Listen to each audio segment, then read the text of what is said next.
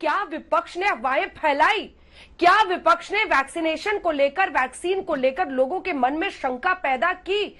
क्या यह सवाल कम से कम मोड ऑफ डिनायल में इस पर विपक्ष भी ना रहे? अगर अखिलेश यादव से लेकर हर कोई कोवैक्सीन पर सवाल खड़े कर रहा था, आपकी पार्टी के भी कुछ नेता थे जिन्होंने ट्वीट किया था, तो फिर आज वो डिनायल भी नहीं रहना चाहिए ना। आज वही वैक्सीन सबको इतना इंपॉर्टेंट लग रहा है। सुप्रिया जी कल तक कह रहे थे कि ये तो पानी है, खराब है। हाँ, अंजना जी आपने 100 आने सच बात कही है। किसी ने भी अगर इसके बारे में कुछ कहा वो गलत था, लेकिन सच ये भी है कि क्या सरकार ने वैक्सीन इस तरह से स्ट्रेटेजी प्रिपेयर करी, ये सोच के किया कि लोगों के मन में भ्रम रहेगा तो शॉर्टेज हो गई? क्या सरकार ने प्राथमिकता नहीं दी? आपको पता है सीरम इंस्टीट्यूट ऑफ इंडिया बोल दिया, जवाब देते हैं। सरकार तो देश के मत से आई है ना, ब्रूट मेजोरिटी की सरकार है, 7 साल से सरकार। मुझे आप एक छोटी सी बात बता दीजिए, सीरम इंस्टीट्यूट ऑफ इंडिया जो आज एकमात्र यहाँ पे ये वैक्सीन मैन्युफैक्चर कर रहा है एस्ट्राजेनेका, उन्होंने 2 हफ्ते पहले हाथ खड़े कर दिया कि हमें 3000 करोड़ रुपए चाहिए, हम नहीं और रैंप अप कर सकते हैं कैपेसिटी, हम सिर्फ 10 करोड़ डोज बना सकते हैं। 30 करोड़ लोगों को इस देश में डायबिटीज, हाइपरटेंशन और प्रॉब्लम्स है। उन 30 करोड़ लोगों के लिए सरकार ने क्या प्लानिंग करी है? ये सवाल तो आज पूछा जाएगा ना अंजना जी। हिपोक्रेसी की भी सीमा होती है। संबित जी जवाब दें। संबित जी देखिए, क्या परिस्थितियां खराब है, सरकार मोड ऑफ डिनायल में है, ये जो भी परिस्थितियां हैं सब पर एक तो आप वैक्सीनेशन को लेकर भी सर, आंकड़ों को लेकर लगातार नंबर सामने आते हैं, कह रहे हैं कि आपने पिछले 6 दिनों में इतने 6 करोड़ बाहर भेज दिए हैं। क्या वैक्सीनेशन अभी भी विदेशों में ज्यादा भेजे जा रहे हैं और भारतीयों के लिए कम है? ये आम सवाल है सर, सड़कों पर लोग पूछ रहे हैं ये।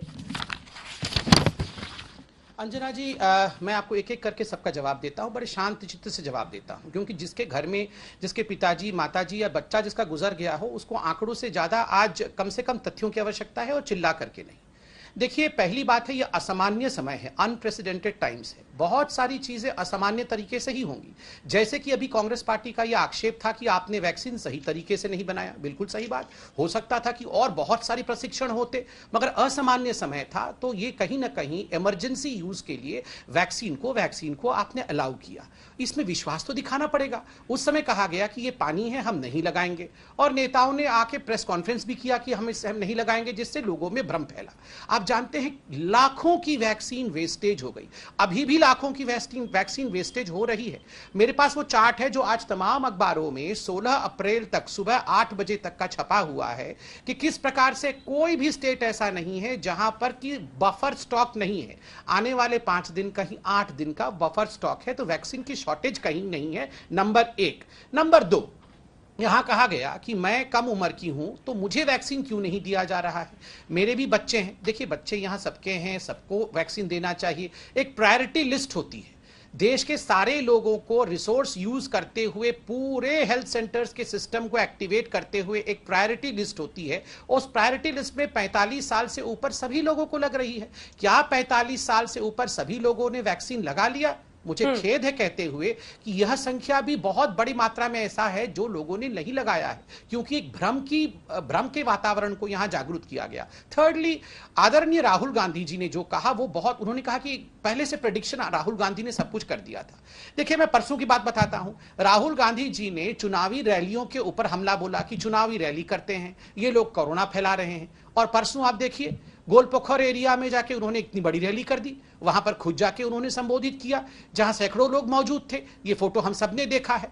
और देखिए, लखनऊ में भी लोग मर रहे हैं, छत्तीसगढ़ में भी लोग मर रहे हैं। मुझे कष्ट इस बात का होता है कि छत्तीसगढ़ में शव वाहन करने के लिए 2500 रुपए लिया जाता है, और मैं दुख के साथ कह रहा हूं कि शवों को कचड़े के डब्बे में डालकर, कचड़े के गाड़ी में डाल करके 2500 लेके शवों को आप शवगृह तक पहुंचा रहे हैं। कम से कम ये 2500 रुपए वेव ऑफ तो करिए।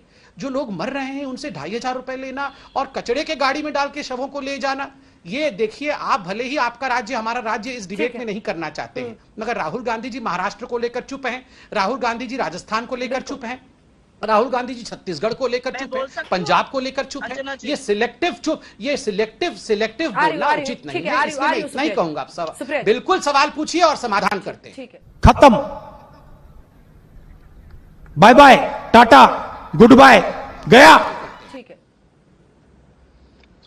अंजना जी, मुझे लगता है इस पे टीका जवाब दे दीजिए, लेकिन साथ में सवाल ये है कि एक सेकंड सर, एक सेकंड सुप्रिया जी, एक सेकंड, सवाल भी तो सुनिए।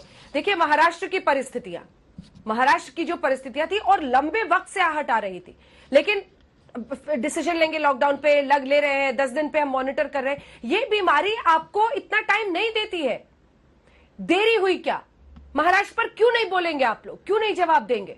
ये सवाल हर किसी से पूछ, अगर उसी तीखेपन से आप सवाल संबित पात्रा से भी करेंगी और उद्धव सरकार से भी करेंगी, तब माना जाएगा कि आप ईमानदारी से इस पर बात कर रही हैं। और रैलियों के खिलाफ बोले और फिर एक रैली कर ले, तो फिर क्या तात्पर्य है? सुप्रिया जी, आपने बिल्कुल सही बात कही अंजना जी, इसमें सेलेक्टिव क्रिटिसिज्म मैं कर भी नहीं रही हूँ। सच तो ये है कि हालात तो बिगड़ने फरवरी से शुरू हो गए थे, लेकिन दिक्कत की बात यह थी कि डिनायल में थे लोग। आप मुझे बताइए, इलेक्शन कमीशन या चुनाव आयोग सरकार से सलाह मशवरा करके काम करता है। आपको लगता है इस समय चुनाव होने चाहिए? तो अगर चुनाव हो रहे हैं, मैं आपको खुद अपने दिल की बात बताती हूँ, हमारे यहाँ लोकल बॉडी इलेक्शंस हो रहे हैं, जिला पंचायत के चुनाव हो रहे हैं, ग्राम प्रधानी के चुनाव हो रहे हैं। मैं मरती क्या ना करती, मुझे आना ही पड़ेगा अपने क्षेत्र में। मैं चाहती थी कि इस पर रोक लग जाए, लेकिन रोक नहीं लगेगी। हम नहीं चाहते थे वेस्ट बंगाल में इस समय चुनाव हो, क्यों नहीं सारे फेजेस एक में करके खत्म कर दिया जा रहा है? अगर चुनाव हो रहा है तो हम हाथ पे हाथ धरे भी तो नहीं बैठ सकते ना अंजना जी, आप ये भी तो समझिए।